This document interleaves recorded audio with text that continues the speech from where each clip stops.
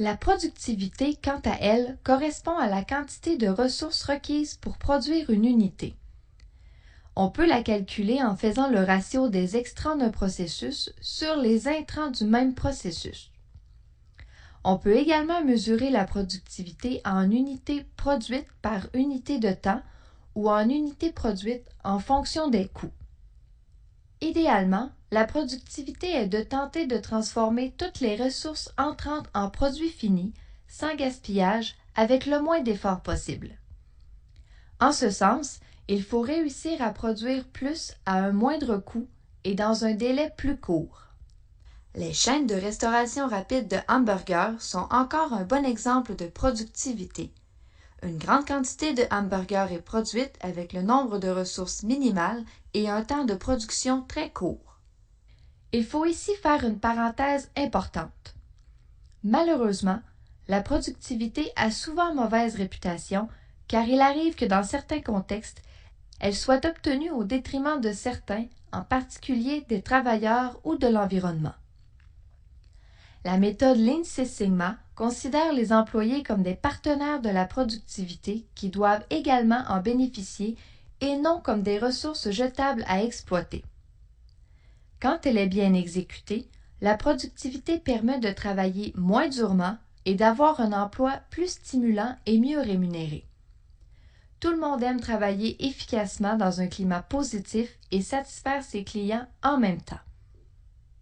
La productivité améliore la qualité de vie de tous. La productivité, c'est faire beaucoup avec peu. C'est le concept opposé du gaspillage. Le fait de produire beaucoup avec peu de ressources est à la fois écologique et économique.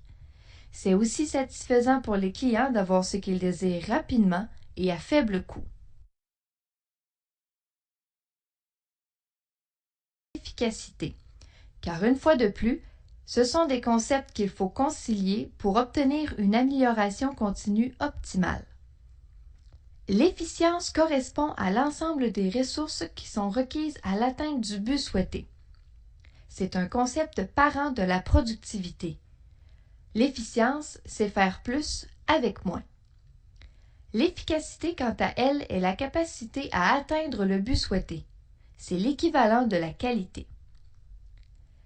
Dit autrement, et comme le rappelle Peter Drucker, l'efficience est de bien faire les choses, tandis que l'efficacité est de faire les bonnes choses. L'illustration proposée souligne cette différence. Un marteau est efficace pour tuer une mouche. S'il tombe directement sur la mouche, le coup de marteau sera certainement fatal pour la mouche. Le but est donc atteint. C'est efficace, mais c'est inefficient. On investit beaucoup trop de ressources pour accomplir une tâche simple. La lourdeur de l'outil amoindrit la précision des gestes et réduit la vitesse. De plus, il y a de fortes chances que plusieurs coups soient requis avant de réussir à toucher la mouche. Le tue-mouche est également efficace pour tuer une mouche. Le premier coup sera tout aussi fatal, et ce, même si le coup est de moindre force qu'avec un marteau. Par contre, le tue-mouche est plus léger et son design est aérodynamique. Il bouge donc plus rapidement, avec moins de force. Aussi, il couvre une plus grande surface et il prendra habituellement moins d'essais que le marteau pour réussir à toucher la mouche. Le tue-mouche est donc plus efficient que le marteau, sans parler des économies en plâtre sur les murs.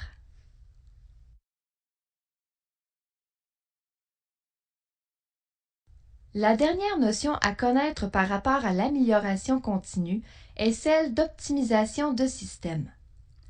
Pour comprendre ce concept, il faut considérer un système comme un ensemble d'éléments interdépendants qui interagissent et non comme un ensemble de blocs sur lesquels on pourrait agir de manière indépendante. Sur la base de ce principe, optimiser de façon globale un système consistera à veiller à ce que tous les éléments du système fonctionnent à la même cadence de manière efficiente et cohérente.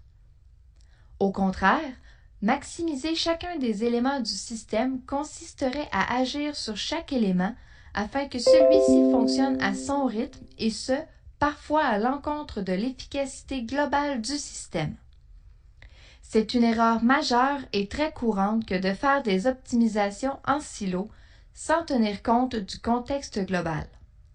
Il est ainsi très important de garder en tête la citation de Peter Drucker qui disait « Il n'y a rien de plus inutile que de faire de manière efficiente ce qui ne devrait pas être fait. »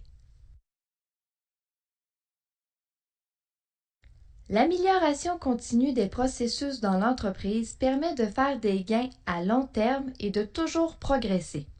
Pour cela, certains critères doivent être rencontrés, soit la qualité et la productivité du processus et l'efficience et l'efficacité du processus. Ceux-ci permettront, s'ils sont rencontrés, de se rapprocher de plus en plus d'une amélioration continue optimale. L'amélioration continue tend vers une optimisation globale du système en place où tous les éléments du système fonctionnent au même rythme.